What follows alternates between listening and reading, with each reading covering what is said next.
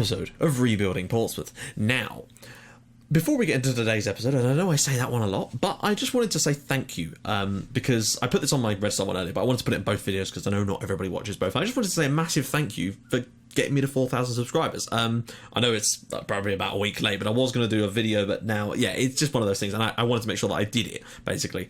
So seriously, thank you so much. Every single subscriber, like, view, everything, it's amazing, and it really does mean the world to me, so thank you. Right, a couple of things. First thing I want to do is, quickly, I forgot to send someone a screenshot of this, so I'm just going to very, very quickly do this now, and don't believe this is a thing I'm going to do more often, but there you go. That is Reading. Someone wanted to quickly see that, so that's Reading. That's Senior Squad of Reading. Just pause there if you want to see that. So there we go. Right, that's that done. Right, okay. So, someone also wanted to see board confidence, and that's a good point, because we haven't really looked at that. So let's take a little look at the confidences of the board. So, club stature is, well, delighted that the transformation has occurred during a run at the club, so that makes sense. That's perfect, really. Wages, okay, we're under budget, and we're around about the same there with the board, with the wages. That's fair enough. Squad harmony, delighted with the harmonious atmosphere. I'll take that any day of the week. So that's good. Job status, cost that much money. Well, that one's always low because I'm not on a particularly high-paid contract, so that's just that. UEFA Europa League, minimum expectations to reach the first knockout round. We're currently in the second knockout round. Although once you see some things, you're going to see that we're quite clearly going to be in the quarterfinals. Premier League, expected to challenge for the title. Delighted that the team is currently on course to... That's interesting. Expectation that we're expected to challenge for the title, but they're delighted that the team is currently on course to qualify for the Champions League. That's weird. But hey, I'll take it. If they're happy, they're happy. FA Cup. The expectation that the team reached the semi-final. Disappointed that we didn't get further than the third round. Well, you know, okay, that's fine. And of course, the Capital One Cup, they don't give a shit about, despite us getting to the final, albeit getting knocked out, which was a shame. So that means our record in finals is now 0-2, which isn't quite what I would have liked, but, you know, what can you really do about it? So, there we go. Let's get into the fixtures this month. We've only got a couple to talk about before we get into our game, but there's some important stuff, basically. Start of the month, trying to get back on track, basically, in the league against Fulham. And for me, there was no better way to get back on track than to win a game like this. I mean, you can see it. I can see it. Oh, ladies and gentlemen, long live the king. He has been absolutely godly this month, which is about time because he really hasn't set the world alight this year. And I was starting to get a little bit worried about his form. But this month, he has finally stepped up for us, and that is what I needed to see. There's also some amazing things that have happened. Santos in this game actually played in the centre because we were missing a few players. So we had, after that, Vanos was basically out on international duty. So we played after that on the left, Santos in the middle, and it actually worked quite well. Santos just seems to get assists and chances wherever he plays. So he threaded the ball through for the first goal from Millington, has a little run here, drops it in for Millington, who then turns and gets the ball knocked away from him. But we were fantastic against Fulham. Just top-notch performance. Santos picking the ball up again here, losing it, but he's just such a determined player. And this month he has also broken 2 records after one game, after one result, basically. He's been superb. Robert Gray there here, picking up. I was worried about what would happen against Fulham because they play an interesting tactic and I wasn't sure how it was going to go. After it here with some lovely work down the wing. Ball in, a Millington there, grabbing his second on 27 minutes and his 26th goal of the season. So he's really starting to get the goals now. He's going to need to be in great form. Then Santos, free kick, wonderful save. And I thought Santos was going to get himself a goal to add to the assist he'd already got tonight. But no, alas, that was not to be the case. But some lovely work here. Santos knocks it through and Millington, in the end, puts it in for 3-0 Portsmouth. And Santos already has 2 assists as Millington wraps up his hat-trick in the first half. But was he done? Was he fuck? No, he had plenty more in the tank, and as did Santos actually, but before that could happen, we were a little bit unlucky, I felt here. Well, I say unlucky, it was poor from us, and Narini is a really dangerous player for Fulham. Ball played in, and it's just an amazing strike. That's the sort of strike that Man United score against us, where they're just unstoppable. And Fulham had some decent chances in this game, we can't discount that. They just weren't good at hitting the target. That's where the real problem came. Now, this one ended up being an assist for Santos as well. He actually got a hat-trick of them, but I'm not entirely sure. It's a shot that deflects, but Millington takes it around this man and fires it low on the hour mark to complete, well, he's grabbed himself a haul, basically, of 4 goals, and Santos has got a hat-trick of assists, which is just insane. So he just carries on moving there, basically. So a 4-1 win for us, which was good, because we needed to keep the points moving because of what Arsenal could do. Next, we went to Fenerbahce away, and my God, this game was just... I couldn't believe this. I couldn't believe we won by as many goals as we did Like, we basically set it up. I'm going to rest a load of players for today's game because we don't need to win. It's just insane. We've won the first leg 5-0 away from home. Fenerbahce were utterly dreadful, as you can see. 7 clear-cut chances to none. We were also very, very good, though, in terms of, like, we created a lot of good opportunities with, you know, a reasonable amount of shots, but we were very, very clinical in this game. And as you can see, Norman Millington net himself another hat-trick. Hat-tricks in back-to-back games for Norman Millington. So 7 goals in 2 matches, and it could have actually been 8, because he actually missed a penalty in this game as well. Unfortunately, he was given the penalty because he'd scored 2 when we were awarded it. And of course here, Santos with the ball in, Millington on the end of it. A familiar story, 9 minutes in, and we lead in Turkey. It was perfect. And the plan for me here was to go here and try and nick ourselves a goal. That way we could take something home and maybe even nick a draw, maybe even nick a 1-0 win. But hey, we've just come up and just completely splattered them all over the place. Santos, again, was superb in this game. Yeah, ball into Millington, out wide to Lucarelli this time. He takes a good run here, ball in, and Millington with the big header there on 36 minutes, and it's 2-0. 2-0 up, away from home. In the first leg here, that's 2 away goals as well. I was in dreamland, and I said to myself then, you know, if we can win this game by 3 goals, maybe I could rest a couple of players for the second leg. And again, Millington turned provider this time, and Van Os, the Wizard of Os, which is, thank you to whoever suggested that. That is an amazing nickname for Van Os, and you're going to see why in a minute. Santos then managed to get himself a free kick goal to make it 4-0 on the hour mark, just to make sure that he wasn't getting left out. He'd already got a goal, he already had an assist, but he needed a goal to go with it. And then with 15 minutes to go, Millington decided now would be around about the right time for him to wrap up a hat-trick for himself, basically. And Luigi Lucarelli was happy to oblige by putting a great ball in here. Got a little deflection, I think, but it doesn't matter, as Millington made it 5-0 and grabbed himself a hat-trick. And his, what goal was it? Yeah, his 31st of the season.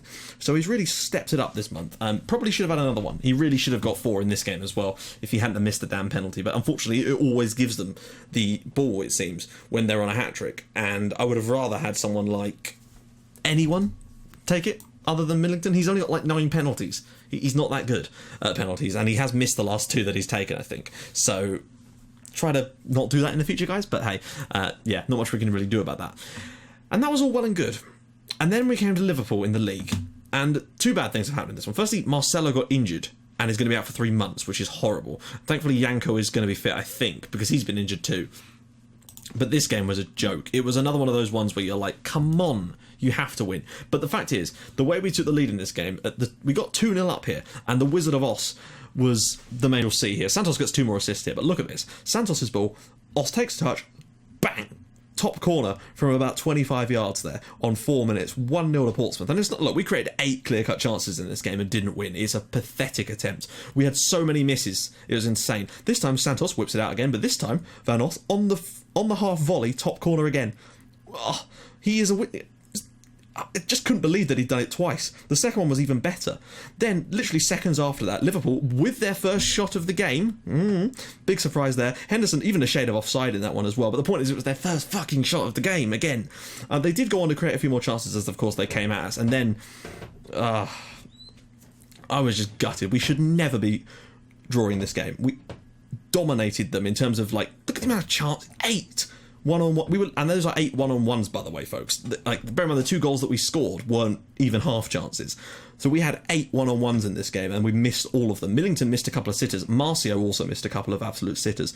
It was so disappointing, and we just can't afford that kind of crap to happen to us. It's like, that's now... Arsenal managed to win all their games, and again, look, goalkeeper, it's gone straight down the middle. Why is he diving out the way of it?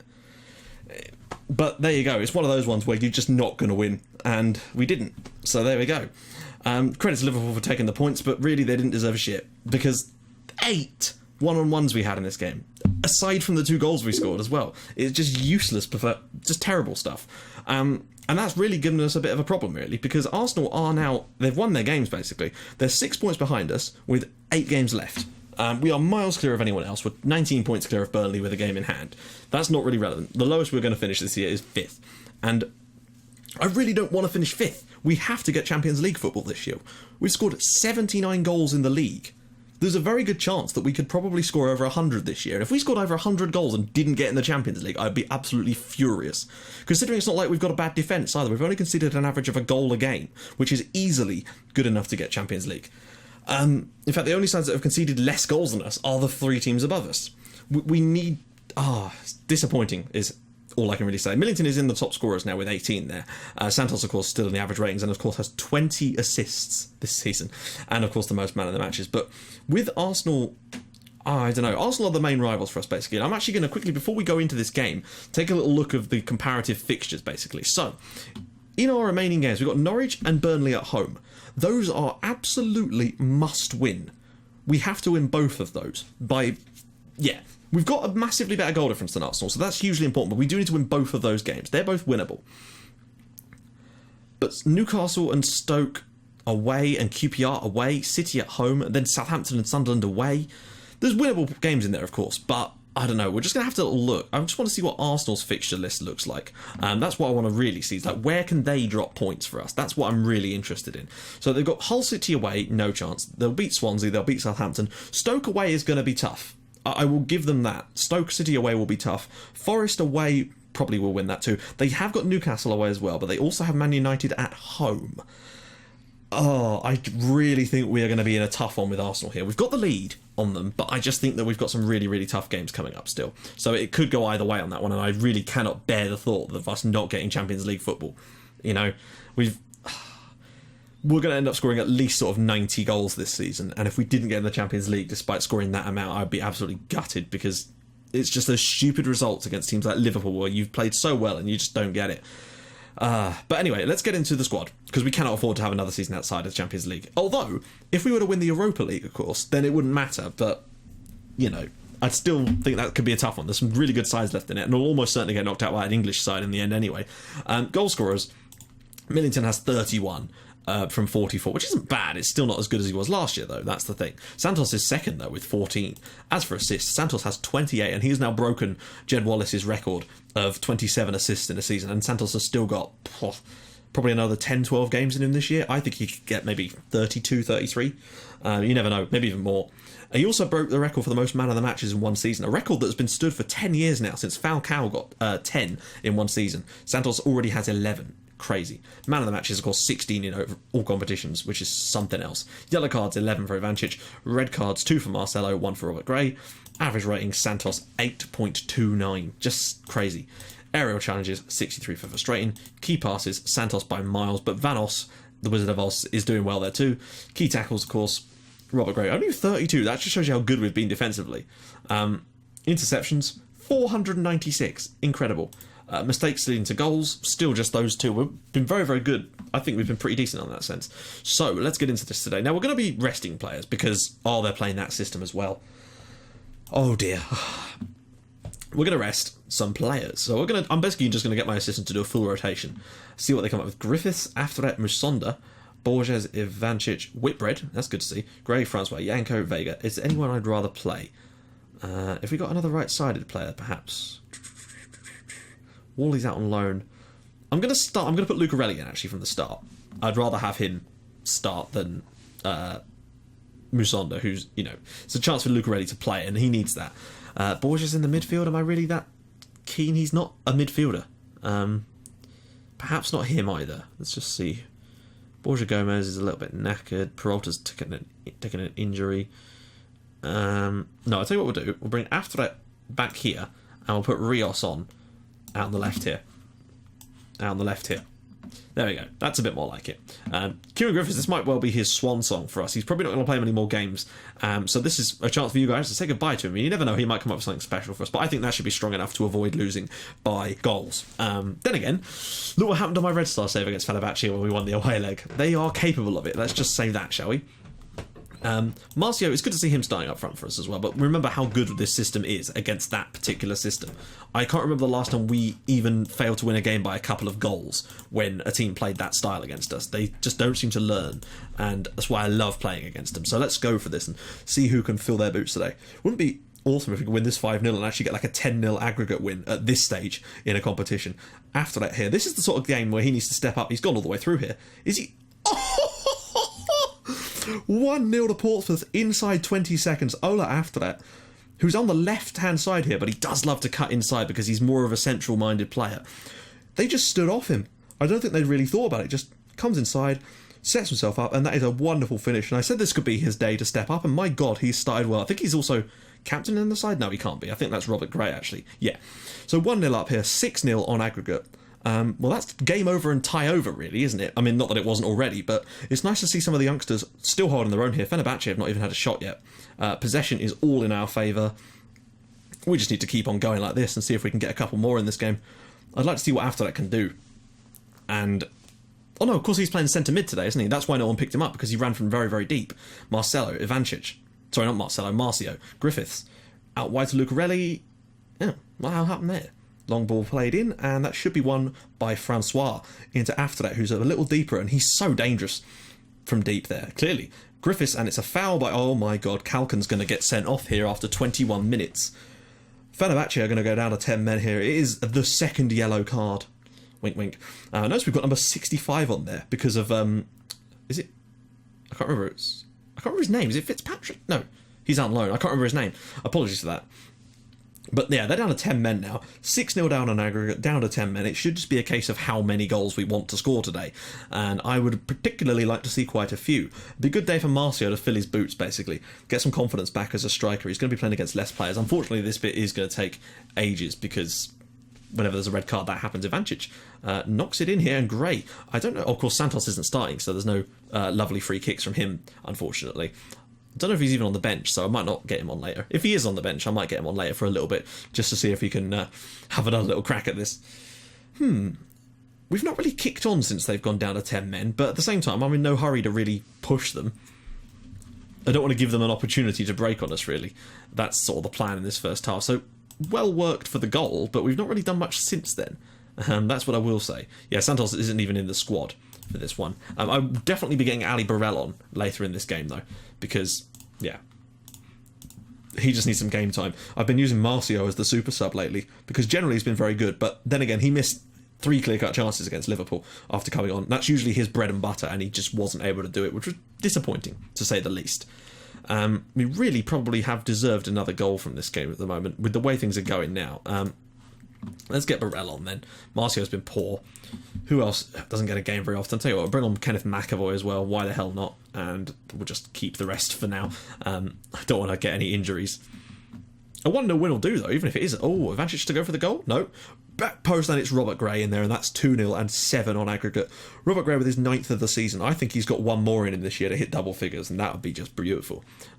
Good ball in from Tony Ivancic, though. Standing in as our free kick taker today. He's done a good job. We've looked dangerous from some of his free kicks, so that'll do nicely. 2-0 there. That should be game over now. But it's not to say we can't get another one. It's mainly been our shooting accuracy that's actually let us down a bit tonight. Oh, maybe one more, just for... one more for luck here to make it 3-0 and wrap the game up. Maybe someone like Kieran Griffiths to get himself a goal for us. Probably what will end up being, probably, if he does score, his last goal ever for Portsmouth, really. It is a shame. He is a legend of this series, but his time kind of... he was a very, very fast... I don't know, I think of him like a fast-burning star. Like, he rose to fame and glory with us very, very quickly, and then very, very quickly went off the boil. Burrell with a lovely goal there. And Kieran Griffiths will take the assist on that, if nothing else. That's the thing. He kind of burned very brightly, but he burned very quickly. And, yeah, basically, he had that one absolutely glorious season for us. And he was basically the reason, I think, that we did so well our first season of the Premier League. You know, considering for a player that costs £500, I hope he has a long career after this. He's still got a long time ahead of him, so I wouldn't worry about that. I just wonder who he's going to end up with in the end, because we couldn't get rid of him. Nobody was interested, but I'm sure he'll end up staying at the Premier League. There's no doubt about that. I would be very surprised if he went anywhere else. Although he might, I mean, you could go to another top flight league, but I don't think he'll drop down a division or anything. He's definitely a Premier League quality player. It's Whitbread, apologies, that's the guy's name. Andrew Whitbread, very good looking fullback. And there we go, 8-0 on aggregate, 3-0 on the night with the youngsters. 2 assists for Tony Ivancic, nicely done, son. And you can't really ask for a better performance than that. From them. Admittedly, they were playing against 10 men. He got 2 bookings in 2 minutes. What was he playing at? Which basically means that we are through to the next round of the Europa League. And, yeah, we're going to just try and go straight through to the draw here. Don't matter about who's through. We'll see them on the draw page anyway. I want to just see if we can... Austin alone, fine. Sorry about this, guys. Keen eligible. We'll sort this out in a sec. Win in the second round. Given £280,000. Isn't bad, actually. Scrappy enough win. Right, good. Where's the draw, please? My bet is we're going to get drawn against an English side, and that's when we're going to get knocked out. that is the bet that I'm having with myself right now, is that who's been called up for international duty. You're getting a little bit behind the curtain here. Whitbread and McManus for England, Ivancic for Croatia, Millington and Gray, Dimitridis, Afterlet, Lopez Souza, Borja Gomez, and Kieran Griffiths still getting call-ups for Wales. How old is he now? 24. He's still got a long career ahead. Make no mistakes about that. He's still a decent player. Right, draw for the quarterfinal. So who have we got? AC Milan, Roma, Porto, Kazan, Zenit, Stoke, us, and Spurs. Now, no disrespect to Kazan and Zenit, but I want one of them. I don't want Spurs or Stoke. I'd rather have AC Milan than Spurs or Stoke, because you know what English sides will do to us. So let's do this, guys. I really, really want one of the two Russian sides. I think if we get rid of the Russian sides, that's as good as us through. Go on, Rubin Kazan. Oh, bloody hell, that was a big chance there. AC Milan, I'll take it. Oh, that is going to be tough. Tottenham, Stoke. Oh, that's good. And Roma against Zenit. I guess the good thing about Tottenham getting drawn against Stoke is it gets one of the other English sides out, because I just feel they're going to be stronger against us if we end up playing them. We've now got to go 2 legs, though, against AC Milan. That is not going to be easy, wherever they finished the last few seasons. So we can just plot them out a little bit. So, 7th, 4th, 5th, 4th, 10th, 9th, 2nd, 6th. They're not, like, dominating the league. Let's just see where they are at the moment. They're 5th at the moment. So they're not exactly one of the best sides in Italy at the moment. That's more of a Juve and, Inter kind of situation. So I think, I don't know, I fancy our chances against AC Milan over 2 legs anyway. I don't know what we're going to be able to do against them at the Giuseppe Meazza, but it's what we do against them at Fratton Park that's going to make all the difference. So, that will basically be, I don't know whether they've actually announced it. Yes, they have. Okay, so the next game, we've got to come back and do the home leg against AC Milan. You guys are going to want to see that, I assume. So, yeah, that's going to be the next episode. So, guys, if you like what you're seeing, please drop a like on the episode. And if you'd like to even more than that, please subscribe to my channel for more Portsmouth and Red Star Belgrade in your inbox every single day at 5:30 and 8 o'clock. And I will see you guys in the next episode for the home leg against AC Milan for a spot in the Europa League semi-final. I'll see you guys then. Bye-bye.